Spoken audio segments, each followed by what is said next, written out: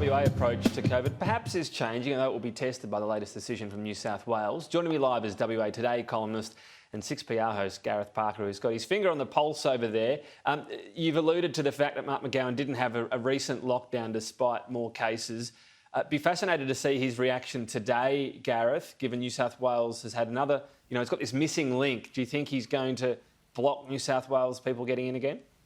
Oh, I hope not, Tom. I hope not, but I don't really know. I don't think anyone really knows until the Premier presumably gives a press conference later today. He was already scheduled to give an update to West Australians, particularly the people of Perth and Peel, the 2 million residents of that region, about the transition out of the most recent set of restrictions linked to the latest hotel quarantine outbreak. But if he sticks with the approach he's taken in the past, then you would expect that the border will close to New South Wales.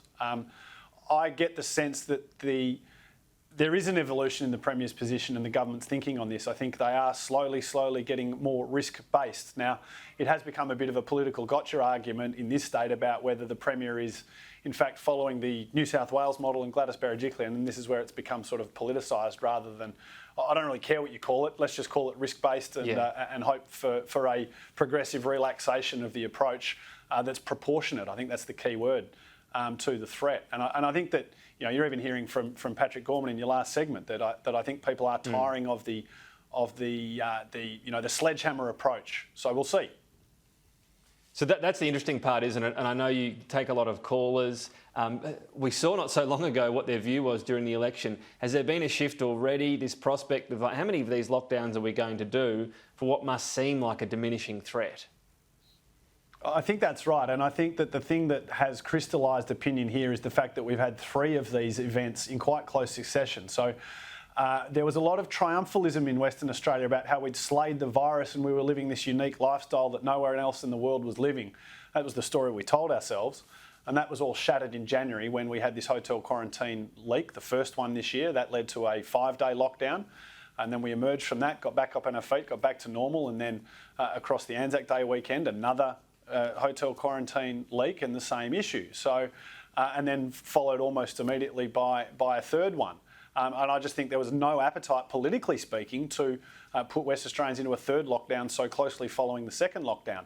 So the government can appeal to health advice all it likes, but you'll never convince me anything else that there is a political aspect to this, and it is people are tired of lockdowns, and clearly the impacts it's hurting business, and there's no JobKeeper to fall back on, and it's very disruptive to everyone's plans. And I think also that, in fairness to the West Australian authorities, they have had the chance to test now the test and trace system, and it's shown to hold up and get those outbreaks under control.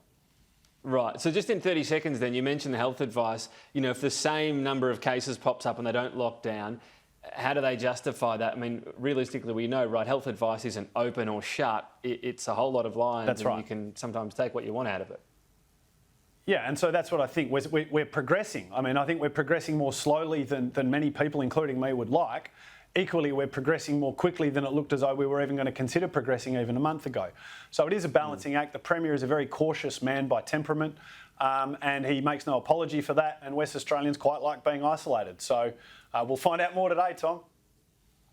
We will. Gareth Parker, great to get your thoughts on what's happening over there in the West.